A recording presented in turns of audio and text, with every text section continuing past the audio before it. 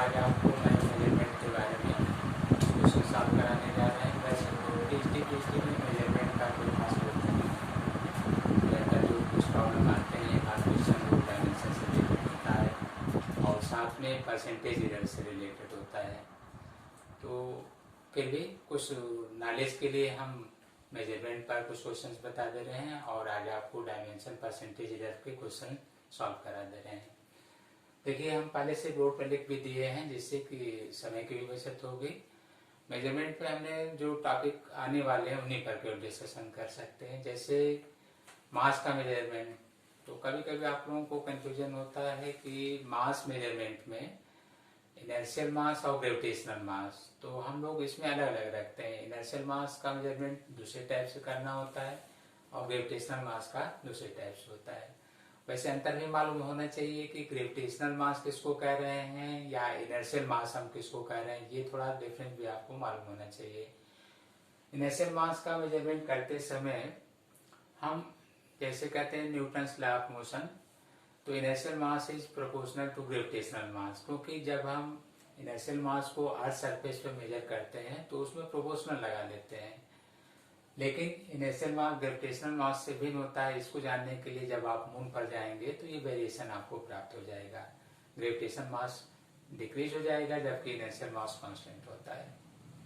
तो यहाँ पर हमने लिखा है मेजरमेंट ऑफ मास में, देखिए इनर्शियल मास, और इनर्शियल मास को इस इनर्शियल बैलेंस के द्वारा मेजर किया जाता है। ये हम बता भी रहे हैं। इनर्शियल बैलेंस एक तरह से पेन होता है और उस पर ऑब्जेक्ट को रख कर जिसका स्टैंडर्ड मास पहले हमें मालूम रहता है उसको ऑसिलेट कराया जाता है, जैसे दोलन कराया जाता है। जब आप उसको दोलन कराते हैं या ऑसिलेट कराते हैं तो उसका टाइम पीरियड जो है मास का ये रिलेशन लिया गया है, T proportional to under root M P. P लिखा गया है where M P is the mass inertial mass of pen. तो ये आपको मालूम रहता है, ये जो इंस्ट्रूमेंट है उसमें पेन जिसको ऑसिलेट करा रहे हैं उसका मास लिखा गया है। अब इसका टाइम पीरियड टी है, हमने कोई टी टाइम ले लिया जिसका ऑसिलेशन मेजर किया गया, चाहे वो 20 ऑसिलेशन का हो या 25 ऑसिलेशन का हो। अब हम इसमें 2 अलग अलग मास ले रहे हैं, जैसे M1 और M2, 2 अलग अलग मास लिया जा रहा है। इनमें से एक स्टैंडर्ड मास जो M1 है वो भी पहले से मालूम है, अर्थात आप कह सकते हैं कि M1 is known or given standard mass, जो आपको पहले से दिया गया है। उसको भी ऑसिलेट करा लिया गया। मान लीजिए कि आपने 20 ऑसिलेशन लिया, यहाँ भी 20 ऑसिलेशन के लिए उसको ऑसिलेट करा लिया गया। उसका कोई टाइम पीरियड आया, उसको हमने T1 मान लिया। फिर जो अननोन मास है M2, जो जिसको हम जानना चाहते हैं कि मास कितना है, वो अननोन मास कौन सा है, M2 है। तो M2 को हमने लिया और उसको फिर ऑसिलेट करा लिया, उतना ही जितना पहले हमने ऑसिलेशन लिया था। अब मान लीजिए उसका टाइम पीरियड कितना आ गया, T2 आ गया। तो आपने देखा 3 पार्ट हो गया। ये जो है साथ में बैलेंस के साथ है, इनर्शियल बैलेंस के साथ जो पेन है जिसको ऑसिलेट कराया जा रहा है उसका मास था, और ये आपका स्टैंडर्ड मास जो उस पर रख कर ऑसिलेट कराया गया है। फिर इसको हटाकर M2 अननोन मास है जो रख कर फिर ऑसिलेट कराया गया है, और इनको सॉल्व करने पर ये रिलेशन आता है। तो आपको इनमें से प्रॉब्लम में M1 और T1 ये सब आपको गिवन होंगे, और T2 भी आप मेजर कर लेंगे। सिर्फ अननोन कौन सा होगा, M2 रखकर इसमें सॉल्व करेंगे तो इनर्शियल मास आ जाता है। हमने बताया कि टीजीटी में अभी इसका कोई रोल नहीं है, पीजीटी में भी नहीं है, लेकिन फॉर्मूला आपको ध्यान देना है। कभी भी कोई नया प्रॉब्लम आता है तो इतना जरूर ध्यान रखें, इनर्शियल बैलेंस द्वारा इनर्शियल मास को मेजर किया जाता है। तो हम आगे बढ़ते हैं। दूसरा देखिए ग्रेविटेशनल मास, जिसमें ग्रेविटी का इफेक्ट होता है। ग्रेविटेशनल मास वेरिएबल होगा, जैसे जैसे जी वेरिएबल होगा वैसे वैसे ग्रेविटेशनल मास भी वेरिएबल होता है। तो ग्रेविटेशनल मास में तो आप जानते ही हैं ग्रेविटी का इफेक्ट होना चाहिए। जैसे न्यूटन्स लॉ ऑफ मोशन पढ़ते हैं तो उसमें F इक्वल टू m/g, तो जो आप मेजरमेंट लेते हैं वो ग्रेविटेशनल मास होता है। तो ग्रेविटेशनल मास को हम लोग स्प्रिंग बैलेंस द्वारा, जैसे आजकल घरों में गैस सिलेंडर आप तोलते हैं स्प्रिंग बैलेंस द्वारा, तो इस तरह से वेइंग मशीन आती है और उसके द्वारा आप ग्रेविटेशनल मास को मेजर कर लेते हैं। तो हमने 2 पार्ट में लिया और इन दोनों को अलग अलग किया मेजरमेंट के हिसाब से। वैसे जब आप वेक्टर पढ़ेंगे तो एक चीज और ध्यान रखिएगा, कोई वेक्टर में ये चर्चा होता है स्केलर और वेक्टर का। तो इसी पर एक नया प्रॉब्लम आपको बन सकता है, मिल सकता है, क्या कि inertial mass is the scalar quantity, ये स्केलर है, जबकि ग्रेविटेशनल मास को हम लोग वेक्टर में रखते हैं और इसको केजी वेट के रूप में कहते हैं, किलोग्राम भार के रूप में जानते हैं और उसको किलोग्राम से लिखते हैं। तो किलोग्राम भार आपसे कहा जाए तो ये सदिश राशि होगा, वेक्टर क्वांटिटी है, और जब इनर्शियल मास कहा जाए केजी में तो वो स्केलर क्वांटिटी है। तो दोनों में आपको एक डिफरेंट हमने वेक्टर एनालिसिस के आधार पर बताया कि इनर्शियल मास और ग्रेविटेशनल मास दोनों में क्या डिफरेंस है।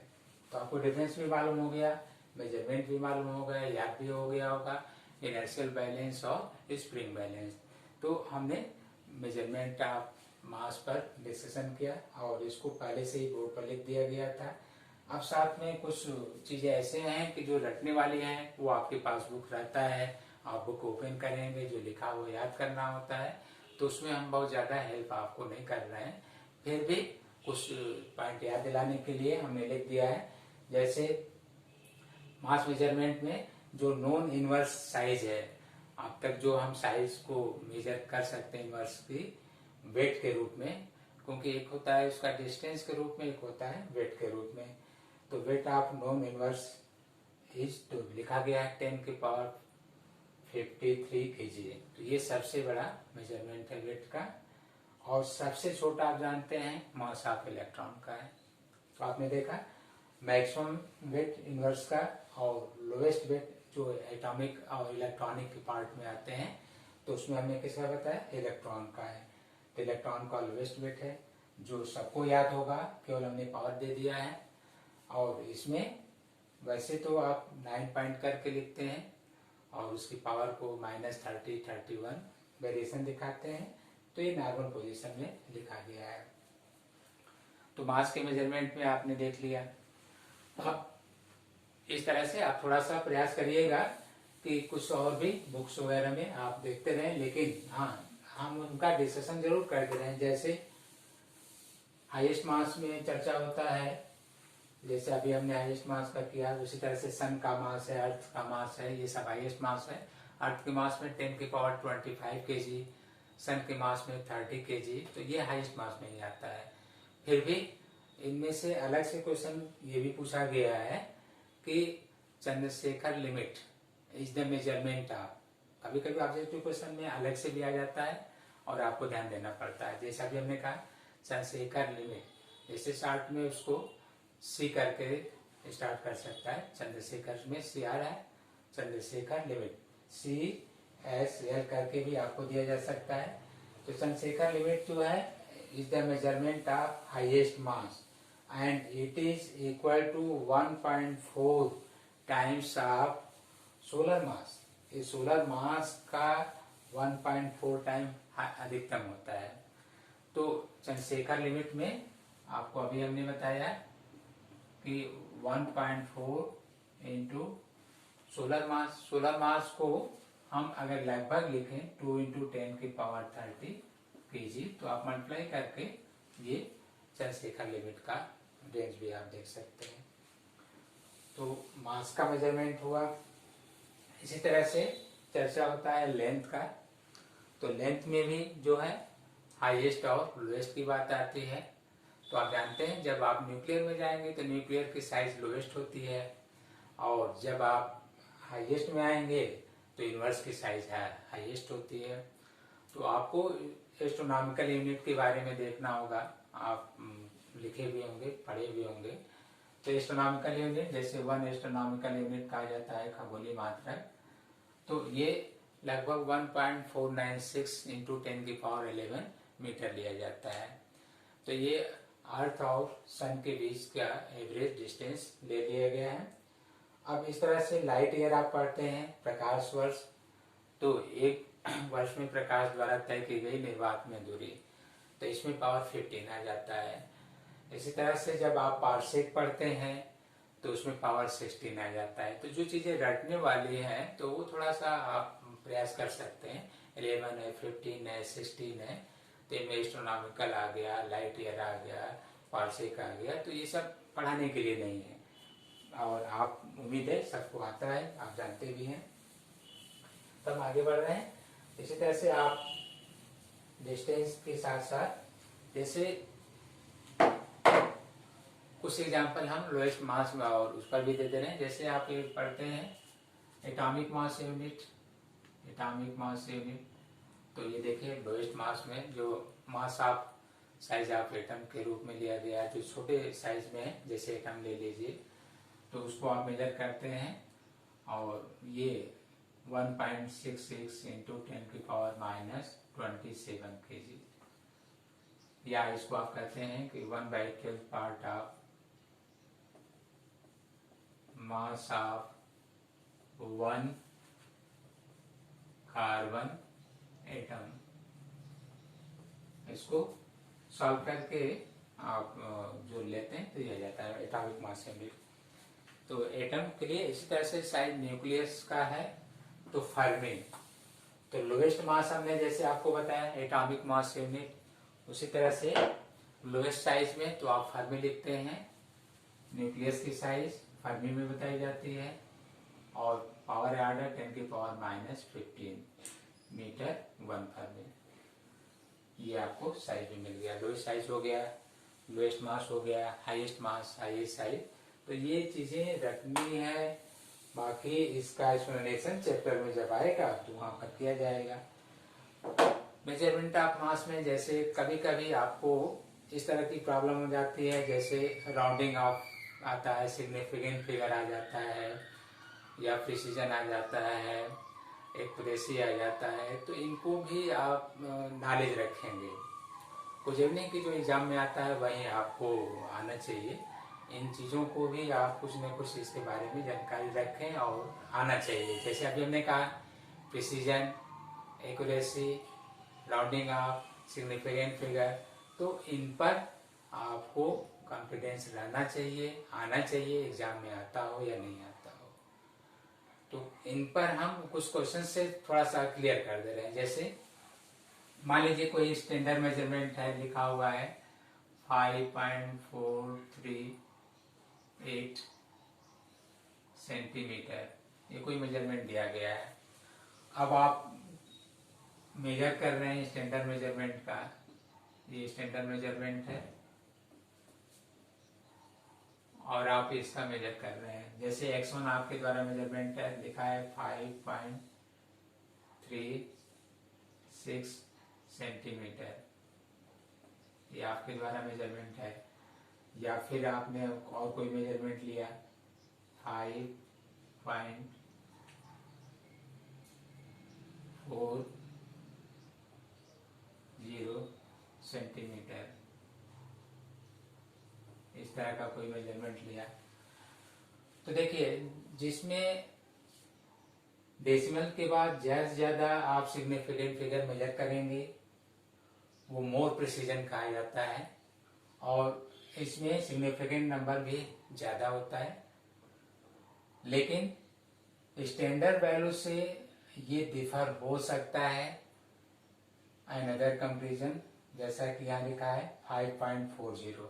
देखिए 5.40 और ये 5.36 के बजाय 40 स्टैंडर्ड के ज्यादा निकट है या समीप है।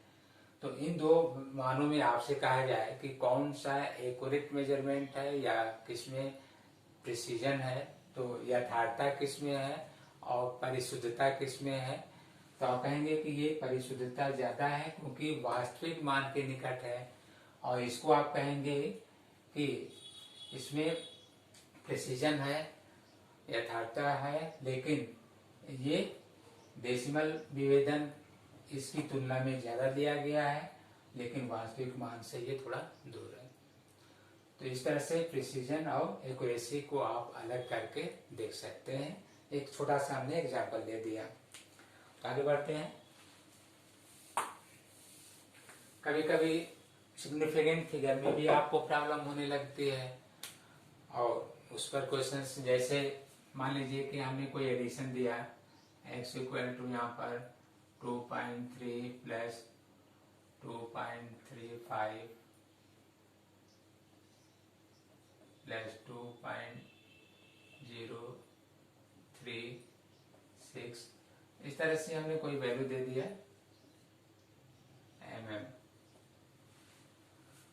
और कहा गया कि आप इसको ऐड कर लीजिए। तो ध्यान रखिएगा कि इसमें जो सिग्निफिकेंट फिगर है 2 है, यहाँ देखिए 3 है, यहाँ पर देखिए 4 है। तो जो आप ऐड कर लेंगे, तो ऐड करने के बाद यहाँ पर डेसिमल का पॉइंट एक है, लोएस्ट है, इसी को ध्यान देना होगा कि डेसिमल के बाद सिर्फ 1 पॉइंट तक ही आपको आंसर देना होगा। तो ये जरूर आप ध्यान देंगे, इसमें कोई प्रॉब्लम नहीं होना चाहिए। जैसे इसको देख लीजिए, ये 6 पर है, यहाँ पर कोई स्पेस नहीं है, यहाँ भी नहीं है, तो मान लीजिए आपने 6 लिख लिया। यहाँ 3 है, यहाँ पर देखिए 5 है, 8 हो गया, और यहाँ पर 0 है, तो आपने लिख लिया इसे। यहाँ देखिए 0 है, 3 है, यहाँ पर 3 है, आपने 6 लिख लिया। पॉइंट लगा है 2 2 2 है, आपने 6 लिख लिया।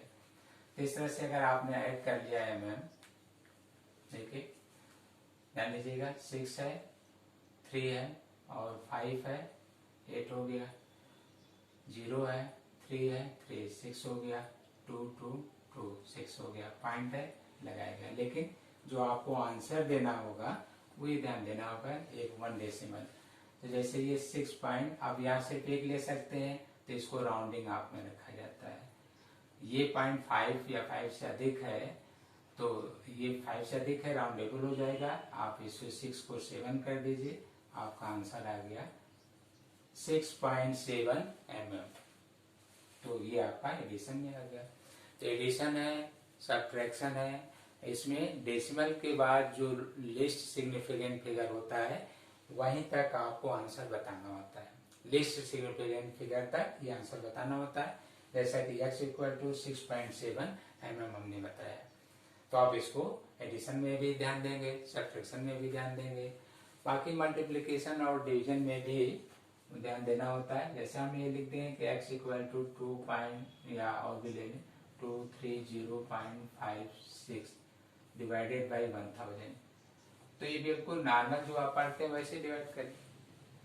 3 0 है, इसको इस साइड ले आइए, तो x = 0.123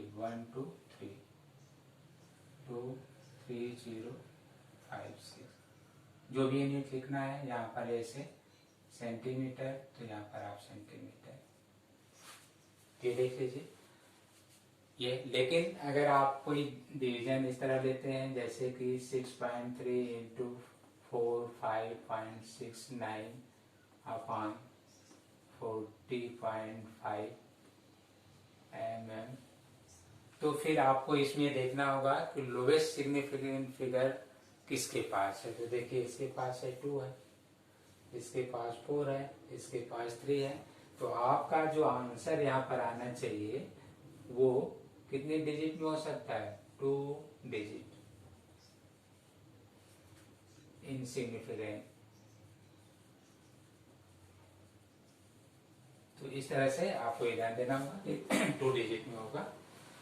तो जब भी आप सॉल्व करेंगे एडिशन, मल्टीप्लिकेशन और या सब्ट्रैक्शन, तो ये ध्यान देंगे कि किस तरह से वो पॉइंट को लेना होता है। तो मेजरमेंट में बहुत टॉपिक आपको नहीं दिया जा रहा है। हाँ, याद करने के लिए हम ज्यादा देर टेस्ट में हम आपको देंगे, और जो आप पढ़े रहेंगे उसका सॉल्व करिएगा। जैसे कहा जाता है कि लेजर या कहा जाता है सोनार, तो ये चीजें भी आपको आना चाहिए। या कहा जाता है कि सन या मून का हम डिस्टेंस मेजर करना चाहते हैं अर्थ सरफेस से मून तक, तो हम किस स्केल का प्रयोग करेंगे, तो इसको भी आपको ध्यान देना होगा। तो जैसा हमने नाम लिया कि इसमें लेजर का नाम आता है और सोनार का नाम आता है, या पैरेलैक्स मेथड आता है, एंगल मेजरमेंट जिसमें एंगल को लेकर सॉल्व कर लिया जाता है।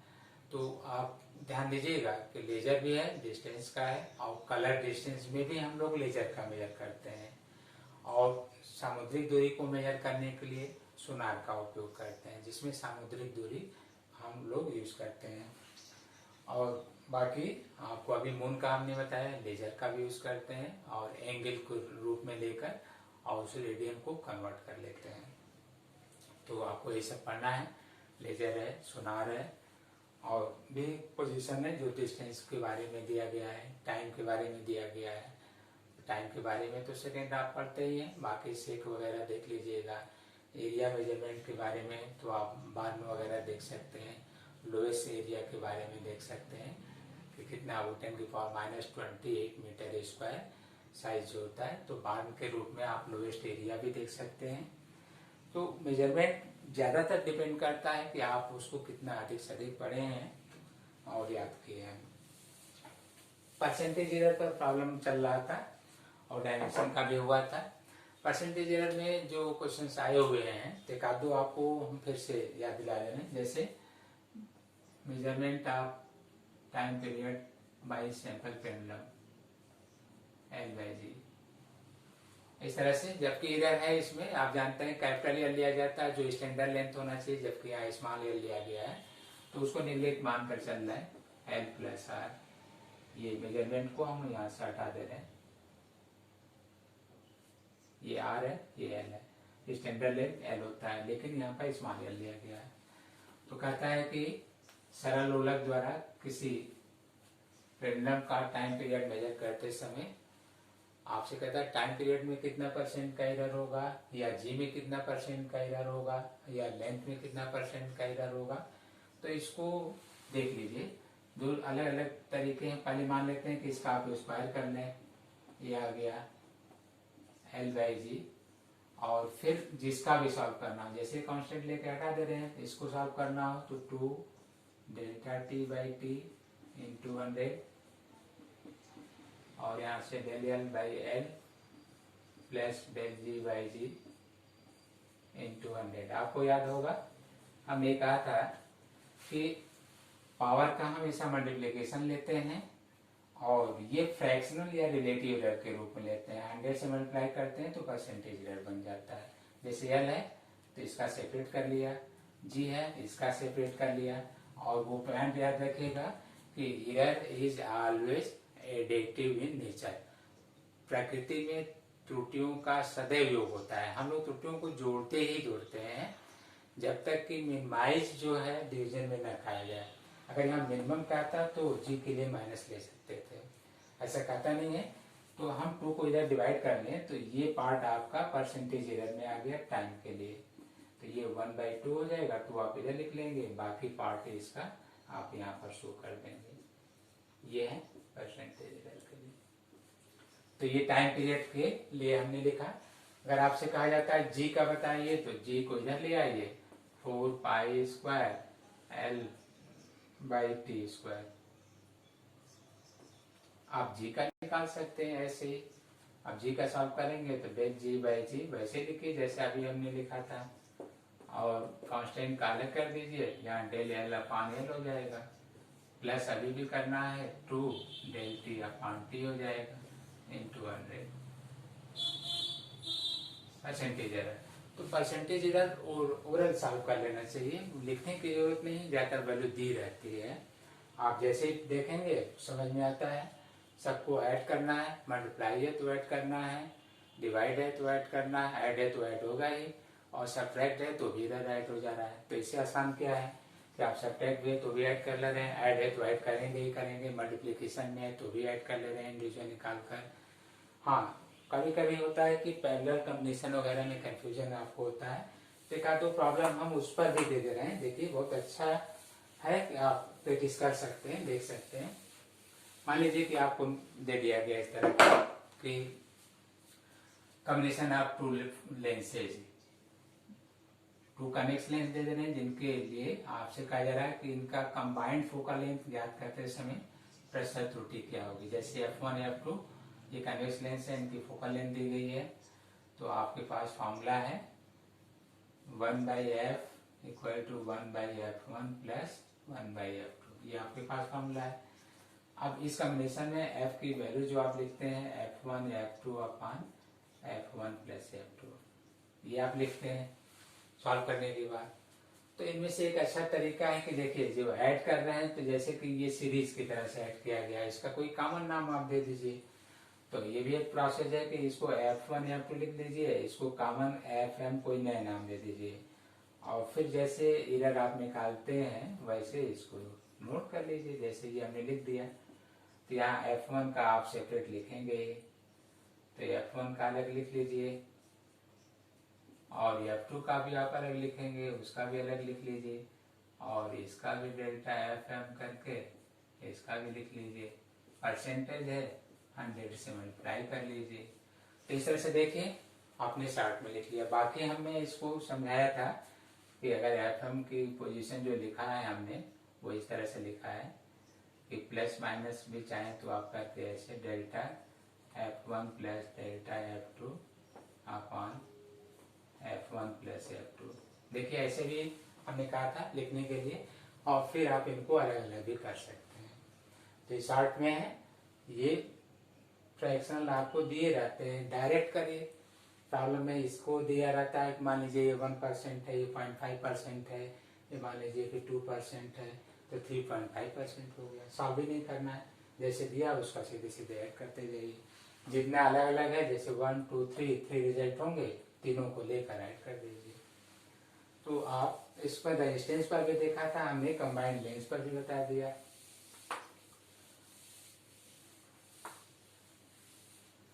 तो आपको क्या करना है समझ में आ रहा होगा।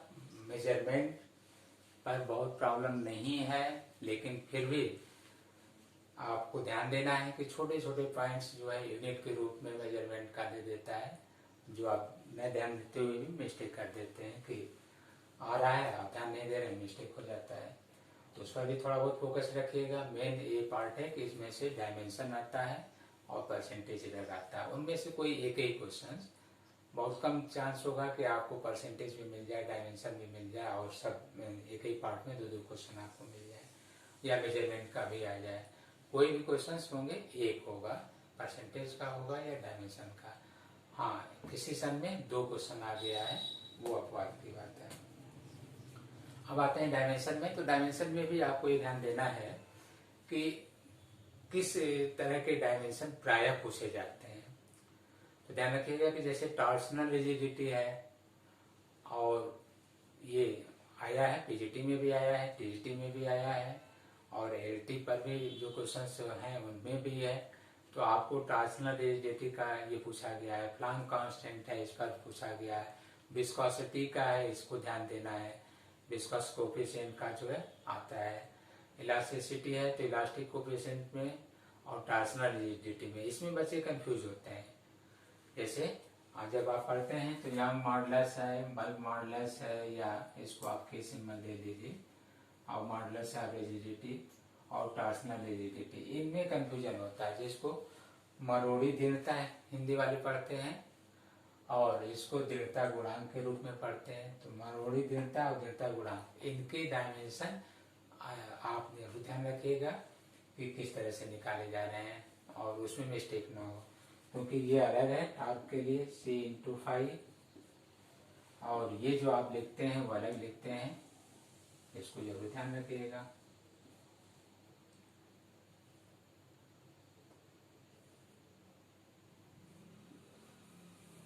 शेयर्ड एंगल, और ये स्ट्रेस के रूप में लिखा गया है, जैसे आप यहाँ पर लिखते हैं।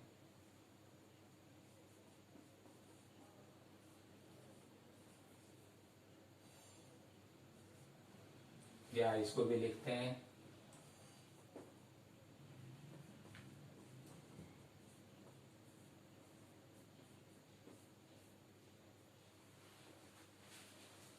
तो इसमें टेंजेंशियल या जो स्ट्रेस होता है उसको कोई सिंबल दे लीजिए, उसमें प्रॉब्लम नहीं है। शेयरिंग स्ट्रेस और शेयरिंग स्ट्रेंथ के रूप में ले लीजिए, जो एंगल का दिखाया गया है। तो मॉडुलस ऑफ रिजिडिटी और टॉर्सनल रिजिडिटी, इन पर कंफ्यूजन नहीं होना चाहिए, और आप इनके डायमेंशन को जरूर ध्यान देंगे। तो डायमेंशन पर भी हमने क्वेश्चंस बताए थे, और अब आपको हम इन सब पर जो है एक क्वेश्चन सेट दे देंगे, आप उसको सॉल्व करिए, और उसका सॉल्व करके फिर आप व्हाट्सएप पर क्वेश्चन उसका सलूशन भेजिए, हम आपको चेक करके आंसर देंगे। तो आज के लिए जितने ही, आप इसको तैयार रखें, फिर हम एक क्वेश्चन सेट देकर फिर उसका टेस्ट ले लेंगे, और ये वीडियो कंटिन्यू चलता रहेगा। आप आगे पढ़ेंगे मोशन इन 1 डायमेंशन, वेक्टर है 2 डायमेंशन है, फिर इसको कंटिन्यू हम आगे बढ़ाएंगे। तो आज का लेक्चर इतना ही।